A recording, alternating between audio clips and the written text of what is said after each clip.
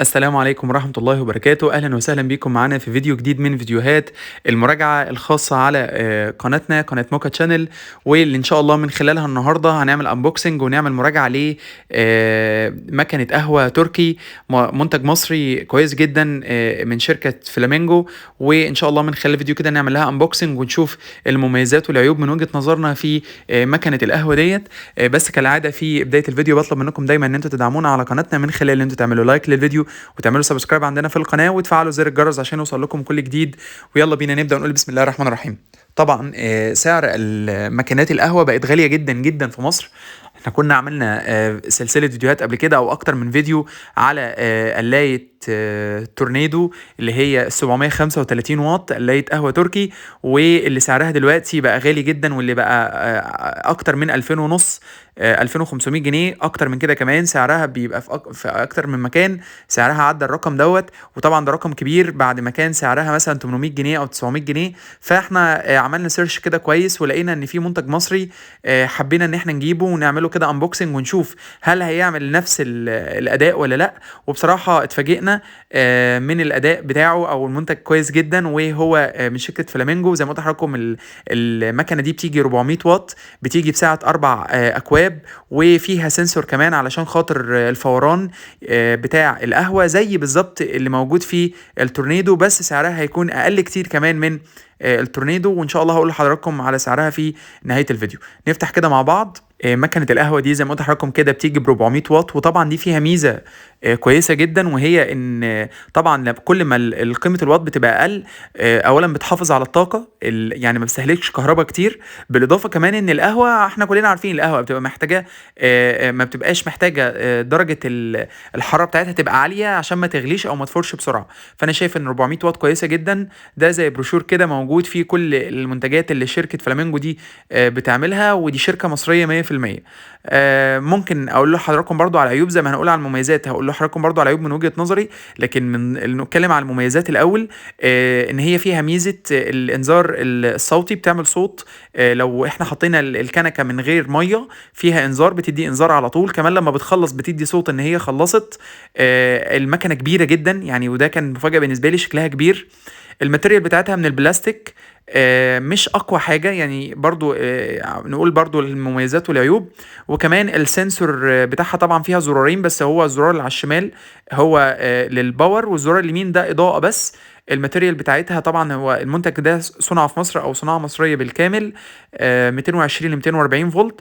اللي نازل دوت او الجزء الستانلس اللي نازل ده هو ده السنسور اللي بيبدا يحس بيه درجه الحراره. وبصراحه كده من وجهه نظري انا شايف ان هو عيب مش ميزه، لانك وانت بتركب الكنكه وبتشيلها وبتحطها ممكن تخبط في السنسور دوت، ممكن يتكسر. فمش زي تورنيدو، لا السنسور فيها تاتش او السنسور فيها مش بيبقى نازل بالشكل الستانلس دوت. طبعا بالنسبه لي الكاب او الكنكه بتاعه القهوه يعني من برضو من البلاستيك من بره، من جوه ستانلس. يعني منتج يعني برضو مش خلينا نكون صراحه، لا تورنيدو كانت الماتيريال بتاعتها اعلى من كده بكتير. بس في الاول وفي الاخر ده منتج برضو على حسب السعر بتاعه اقل كتير جدا من تورنيدو، وان هو هيقدم لنا نفس الغرض. ولو كنت انا رايي او شايف زي ما قلت لحضراتكم ان 400 واط، انا شايف ان المنتج يكون 400 واط افضل كتير من ال 700. تورنيدو بتطلع القهوه ممتازه وجميله جدا، بس انا شايف ان لو درجه الحراره اقل او الوات اقل، انا شايف ان ده هيبقى احسن، هيخلي القهوه تستوي براحتها اكتر، وبالتالي نشرب فنجان قهوه يكون مظبوط 100%. التعامل معاها سهل وبسيط جدا. وهنجيب دلوقتي وهنعمل تيست عليها ونشوفها كمان ونجربها. وهي ما شاء الله عملت كفاءة كويسة جدا، وعملت فنجان قهوة ممتاز، وهي بتطلع 4 كوبايات زي ما قلت لحضراتكم. كمان لونها شيك قوي، اللون الاسود فيه الذهبي. يمكن الماتيريال لو كنا عايزين حاجة الماتيريال بتاعتها تبقى اقوى شوية اكيد كان هيبقى افضل، بس طبعا كل ده بسبب الفئة السعرية. دلوقتي تعالوا يلا كده نجربها ونشوف مع بعض تشغيلها هيبقى شكله عامل ازاي. حطينا الفيشه بتاعتها في الكهرباء. هي فيها زرارين زي ما قلت لحضراتكم، بس الزرار اللي على الشمال مش هو اللي شغال. اللي على اليمين بس منظر بس او شكل بس، ما بيعملش اي حاجه، هو بس بيدي اضاءه او نور اهو زي ما حضراتكم شايفين.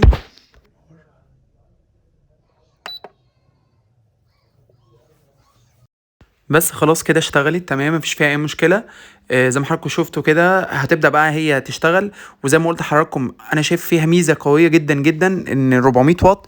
الميه خدت وقت شويه على ما غليت، ما طلعتش في تورنيدو، ما كملتش دقيقه. طبعا بحاول اوري حضراتكم اهو الزرار اللي على اليمين بضغط عليه ما بيعملش اي حاجه. لكن في تورنيدو في دقيقه واحده القهوه كانت طالعه. طبعا جميله وكل حاجه، بس انا شايف ان هنا استوت براحتها اكتر، ودي في وجهه نظري هتكون حاجه افضل، لان كل ما قيمه الواتج قلت كل ما كانت حاجه كويسه. تعالوا كده نشوف بعد ما الميه غليت والبخار بدا يطلع والسنسور حس، هتبدا تدينا الارم ان خلاص خلصت وتفصل اوتوماتيك.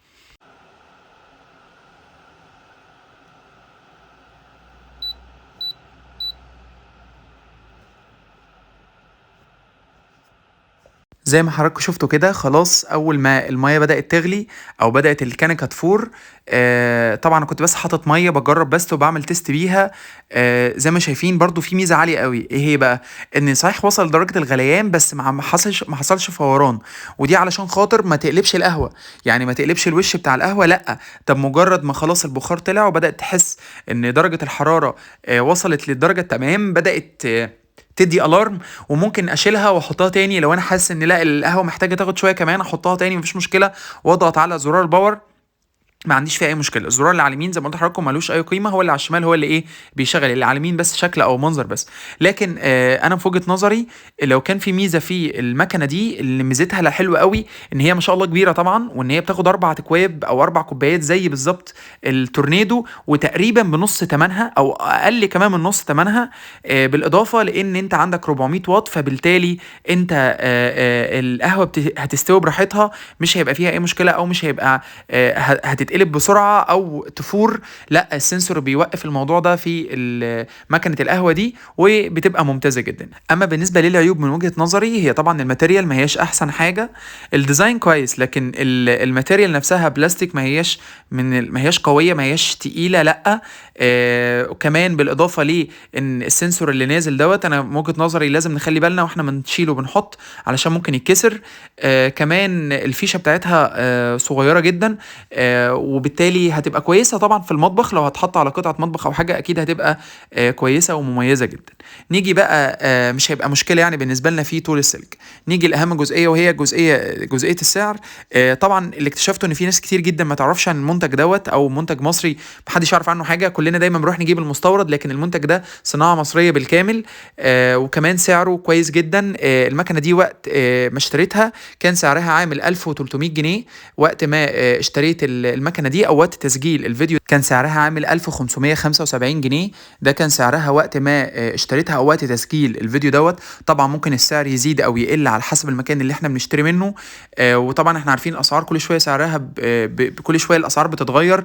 الفتره اللي فاتت دي الاسعار بتزيد بشكل كبير جدا، لكن سعرها كان عامل 1500 جنيه. ممكن نلاقي سعرها ازيد او اقل على حسب المكان اللي احنا بنشتري منه، لكن انا ان شاء الله هحاول اسيب لكم لينك بسعرها. ان شاء الله هتلاقوا اللينك دوت تحت الفيديو، هيكون في احدث سعر خاص بمكنه القهوه التركي ديت. وبكده نكون وصلنا لنهايه الفيديو. اتمنى من ربنا سبحانه وتعالى ان احنا نحاول دايما ان احنا نقدم لكم على قد ما نقدر حاجات كويسه وتكون مفيده. ولما بنلاقي حاجه كويسه او منتج كويس بنحب نصوره ونقول لكم وجهه نظرنا فيه. وكالعاده في نهايه كل فيديو بطلب منكم دايما ان انتم تدعمونا على قناتنا من خلال ان انتم تعملوا لايك للفيديو، وتعملوا سبسكرايب عندنا في القناه، وتفعلوا زر الجرس عشان يوصل لكم كل جديد. كمان ادخلوا على القناه عندنا هتلاقوا فيديوهات كتيره جدا جدا ان شاء الله تعجبكم، وسلسله فيديوهات خاصه بمكانات قهوه تركي تورنيدو قبل كده صورناها، وان شاء الله باذن الله تعجبكم. واشوفكم ان شاء الله في فيديو جديد، والسلام عليكم ورحمه الله وبركاته.